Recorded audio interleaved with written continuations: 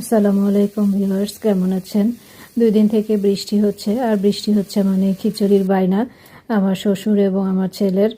আমার শ্বশুর মশাই তিনি পাতলা খিচুড়ি খাবে বা ল্যাকটা খিচুড়ি, যেটাই আপনারা বলেন না কেন, আমি সেই মোতাবেক উঠিয়ে দিলাম। খিচুড়ি রান্নার প্রসেস তেমন কিছুই না, সব মশলা সুন্দর করে কষিয়ে আমি চাল এবং ডাল একসঙ্গে নিয়ে সুন্দর করে কষিয়ে নিয়ে এখানে একটু বেশি করে পানি দিতে হয়। তারপর আমি এটাকে ডাল ঘুটনি দিয়ে ঘেটে নিলাম, যেহেতু প্রেশার কুকারে আমার জায়গা হচ্ছে না, এই জন্য আমি আবার রাইস কুকারে এখানে তেলানি দিব। এই যে ফোড়নটা আমি দিলাম, আসলে এই সময় এই ফোড়নের ঘ্রাণটা কিন্তু অসাধারণ লাগে। ডালের ফোড়ন বলেন আর খিচুড়ির এই ফোড়নটা বলেন, অসম্ভব ভালো লাগে। তো আমি আমার শ্বশুরমশাই ইচ্ছে অনুযায়ী তাকে খিচুড়িটা বানিয়ে দিচ্ছি। এখানে আমি পরবর্তীতে গরম পানি কিন্তু দিয়েছি, যেহেতু আমার প্রেশার কুকারে জায়গা কম, এই জন্য পরবর্তীতে পানি দিলাম। এবং আমি এই পাতলা খিচুড়িতে বড়ই দিই, আমি ফ্রিজে বড়ই রেখে দিই। বড়ই দিয়ে পাতলা খিচুড়িটা রান্না করি, বেশ মজা লাগে। দেখেন একেবারে টকবকে অবস্থা।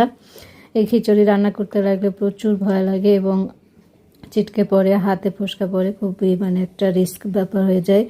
তো আমার খিচুড়ি রেডি, অনেকগুলো আমি আম্মু এবং আমার হেল্পিং হ্যান্ডের জন্য রেডি করে দিলাম। আল্লাহ হাফেজ।